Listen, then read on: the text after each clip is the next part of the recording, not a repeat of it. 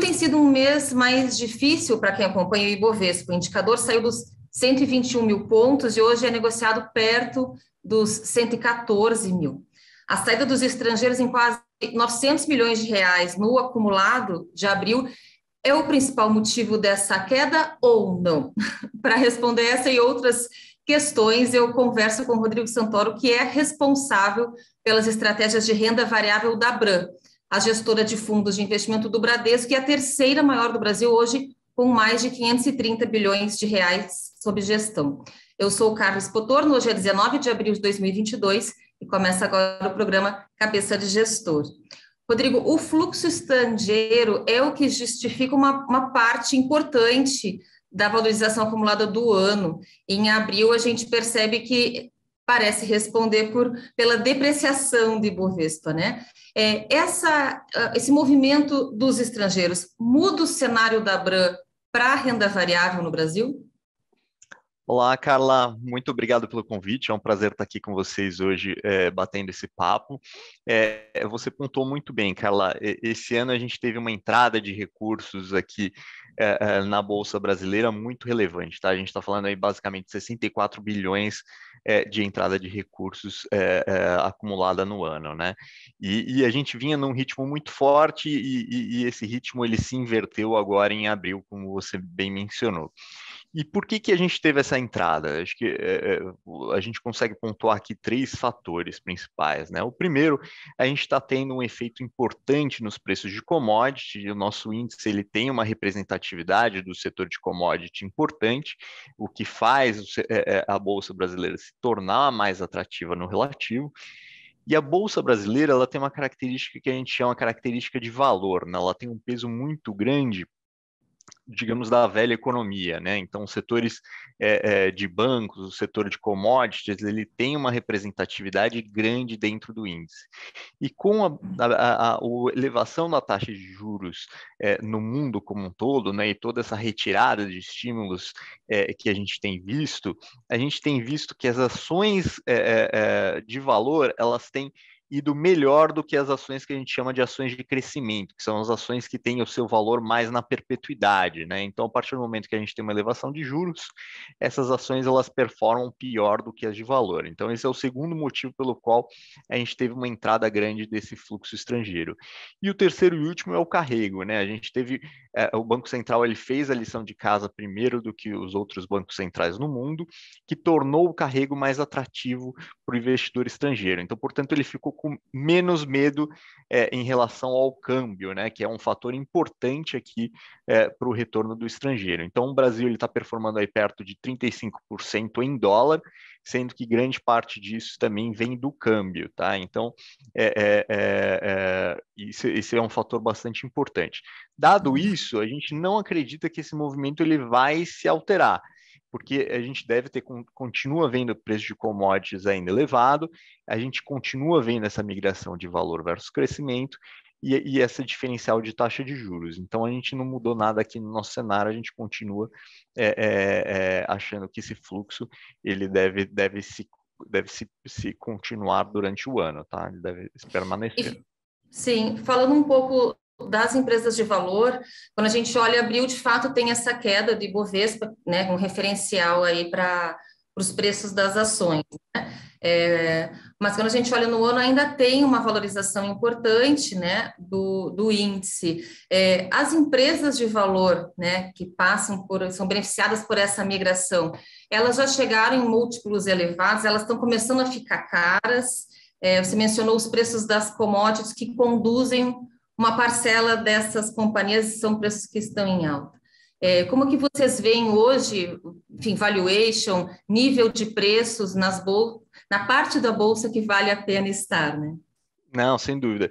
Na nossa visão, a bolsa ela ainda está com preços bastante atrativos. Mesmo com essa elevação da taxa de juros, a gente tem visto que o prêmio de risco, né, isso é o quanto que é o earnings yield que a gente chama, que é o quanto que o lucro das empresas, o rendimento do lucro das empresas vis-à-vis a taxa de juros, ele ainda está num patamar bastante elevado. E mesmo quando a gente olha essas empresas de valor, a gente acredita que ainda existe espaço para valorização. Principalmente aqui, setor de commodities, né? Então, se a gente olhar uma Petrobras, por exemplo, obviamente tem o risco político, mas você tem aí um múltiplo de 3 vezes a geração de caixa da companhia, né? Então, é um múltiplo bastante atrativo, um dividendo muito elevado. Então, o mercado ele já precifica essa normalização do preço de commodity e, na nossa visão, justifica o carrego dessa posição só pela geração de caixa e pagamento de dividendos que ela deve ter aí nos seus próximos 12 meses. Então, na nossa visão, ainda existe espaço para valorização dessas empresas de valor vis-à-vis as empresas de crescimento. E isso é uma das posições que a gente vem tomando aqui na Bram. E a gente brinca que a gente olha muito mais o múltiplo de lucro vis-à-vis o múltiplo de receita, né? Porque há 12 meses atrás, com taxa de juros baixa, a gente olhava muito mais receita, não estava se importando para lucro.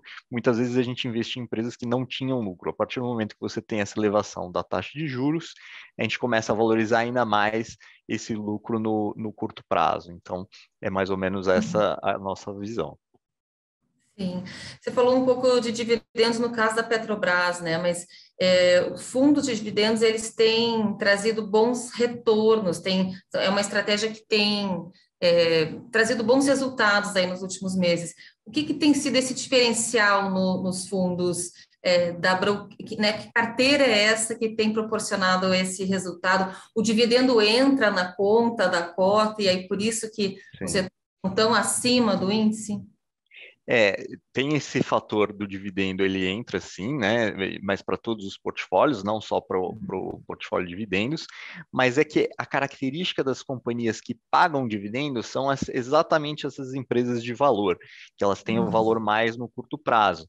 Então, a partir do momento que a gente tem essa mudança, né, dessas empresas que têm altíssimo crescimento, mais ligados ali à tecnologia e etc., a gente vê um diferencial de performance muito grande dessas empresas mais consolidadas, né? Essas empresas mais da velha economia, que são características já inerentes desse fundo de dividendos. E a gente tem algumas posições aqui em commodities de empresas que foram muito bem e que se beneficiaram muito do contexto, né? Eu posso citar aqui a CBA, que é uma empresa de alumínio, a própria Petrobras, que tem ido bem, a parte de agro, a SLC, que é uma posição aqui nossa, que também tem se beneficiado dos preços dos agrícolas. Então, é um pouco nessa linha que a gente tem visto, né? Em dividendos, empresas de energia estão nas carteiras de vocês e também tem ajudado, porque a gente vê todo esse imbróglio com Eletrobras, né? Não sei se isso prejudica, ajuda, né? Traz muita volatilidade ou se de fato ajuda as carteiras. Não, sem dúvida a gente foi muito feliz nas escolhas dos cavalos aqui para o setor de utilities, né, a gente chama, inclusive a Eletrobras é uma das posições aqui nossas, deste fundo especificamente, né, a gente acredita que o processo de privatização ele deve evoluir portanto, a empresa deve travar valor aí com redução de despesas e novos projetos. Hoje o Conselho da Eletrobras aprovou aí que a Furnas, né, faça uma captação de até 2,5 bi, tem como contrapartida negativa um maior endividamento da Eletrobras. Isso preocupa vocês? Não, acho que a Eletrobras, na nossa visão, é uma empresa bastante com fluxo de caixa bastante previsível, né? Uma empresa que tem o seu fluxo de caixa bastante previsível. Então, a gente não se incomoda com uma alavancagem um pouco maior. Eu acho que o foco do caso da Eletrobras tem sido, de fato, a oferta que a gente provavelmente deve ter com a aprovação do TCU nos próximos dias e que deve trazer a empresa privatizar a companhia e aí permitir que todas essas alavancas de crescimento e de geração de resultado elas se concretizem. A gente está começando a ver, Rodrigo, a corrida presidencial, né, as eleições, né, que a gente falou tanto lá do ano passado para cá, que seria o grande elemento aí de 2022, tanta coisa aconteceu que agora a gente vê um pouco mais de corrida presidencial nos cenários aí de gestores e analistas, né? Qual é a expectativa de vocês para a eleição? Vai adicionar muita volatilidade no mercado? Perfeito, não, ótima pergunta, Carla. Normalmente, a eleição ela sempre vem casada com um nível de incerteza grande, né? Acho que a novidade que a gente tem esse ano é que os dois principais candidatos que estão concorrendo, né, os dois principais favoritos, eles são muito bem conhecidos pelo mercado e pela população em geral. Então, é bem conhecido como eles atuam uma vez que eles sejam eleitos, né? Então, portanto, isso faz com que o nível de incerteza ele se reduza muito. Então, acho que esse ano a gente deve ter menos volatilidade do que a gente teve em anos passados, em eleições passadas, por causa disso. Lembrando que a gente sempre tem o fator surpresa da eleição, né? Muitas vezes a gente pode ter algum fator não esperado daqui até o final da eleição que possa alterar esse cenário, mas a princípio os cenários que a gente vem traçando nos deixa confortável em relação ao futuro. E é importante falar que aqui a gente, como investidor brasileiro, a gente pesa muito mais essa questão da eleição do que o próprio investidor estrangeiro, né? Eu acho que o investidor estrangeiro, né, e todo esse fluxo que a gente viu acumulado aí no ano, ele não está sendo muito influenciado ainda por essa questão da eleição, né? Eles pesam muito menos essa questão da eleição, para eles é normal que tem essa volatilidade de eleição do que o próprio investidor brasileiro.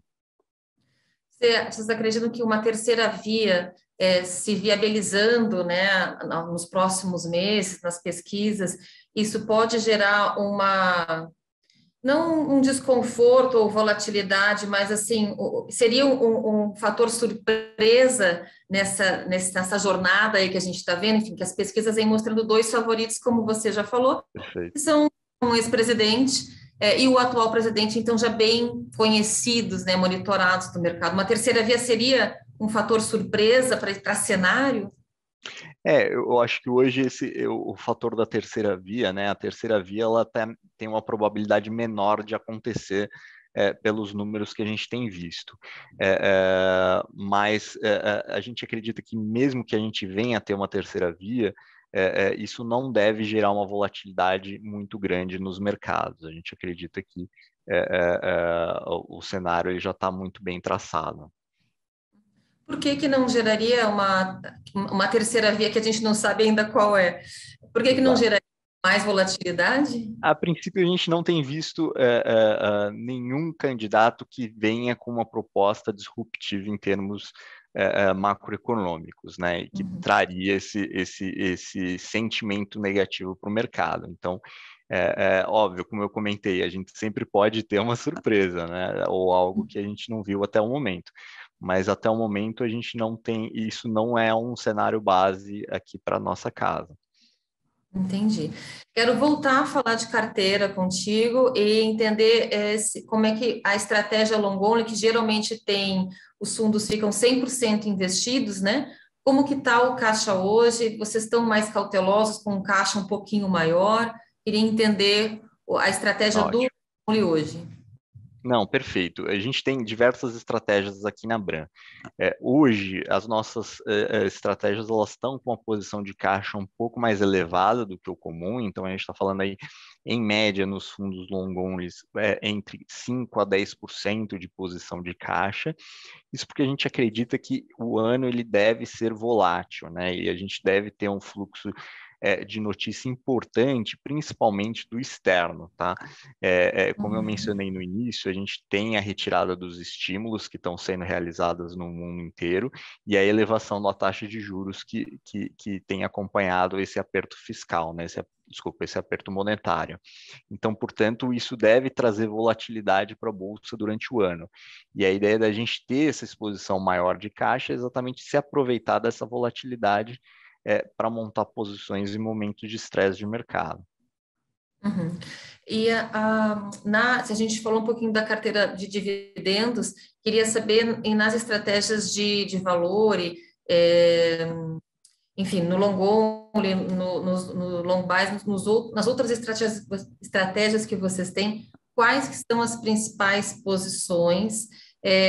Vocês têm, os fundos da Bram têm dado alguns um pouco acima, alguns exatamente pertinho, ali um pouquinho abaixo do Ibovespa. O que tem sido os principais contribuidores e detratores aí para as estratégias, né? Ótimo, excelente. Então, vamos lá. Como é que está a nossa cabeça hoje? A gente basicamente tem uma exposição em empresas de commodity, e aqui principalmente a parte de energia e a parte de agro. Então, seria 3R, Petrobras, Raízen, SLC e CBA, como eu mencionei, são as principais posições. Isso tem ajudado bastante a performance dos fundos, se a gente olhar do início do ano para cá. A gente também tem uma posição que a gente temática que a gente chama que é alta renda versus baixa renda. No momento de inflação, a gente tem visto uma deterioração do poder de compra mais da baixa renda vis-à-vis alta renda.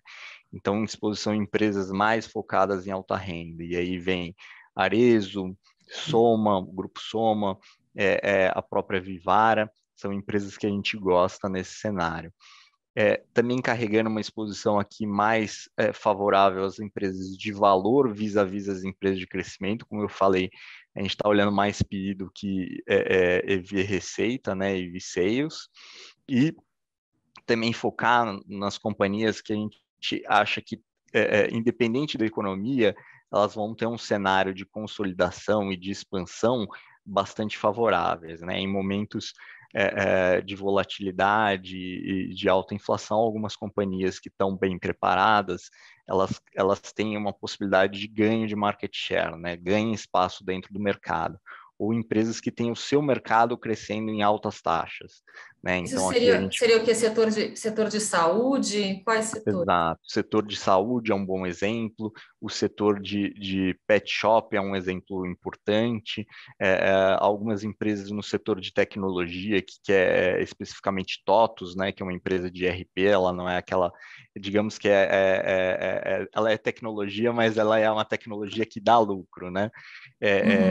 Empresas que têm uma estratégia também de M&A, né? Então, a Soma é um bom exemplo disso, né? Ela tem a construção das marcas próprias e ganho de share dentro do mercado que ela atua. Tá certo. Rodrigo, só para finalizar, a gente vê um movimento que começou no ano passado de saída do brasileiro de fundos de ações. A Bran também está sendo bem afetada por isso, né? Outras classes na Bran também estão com saída líquida, segundo os números mais recentes da Ambima, mas ações é um que chama atenção mesmo, né? Esse é um movimento que você, como head da área, entende que deve se prolongar ao longo de 2022, já chegou aí no, né, o investidor doméstico já entendeu que está na hora de voltar. Como que vocês veem essa saída, né? Perfeito. É um bom ponto. É natural que com essa elevação de taxas de juros que a gente tem visto aí nos últimos 12 meses, e principalmente a taxa de juros real num patamar bastante elevado, a gente acaba vendo essa migração do mercado como um todo de estratégias de renda variável e multimercado para estratégias de renda fixa, né? Principalmente investidores institucionais que têm aqui metas atuariais muito focadas em juro real, vendo aí um patamar bastante atrativo, eles vão deixar de tomar o risco que tem numa estratégia de renda variável para migrar para essa estratégia de renda fixa.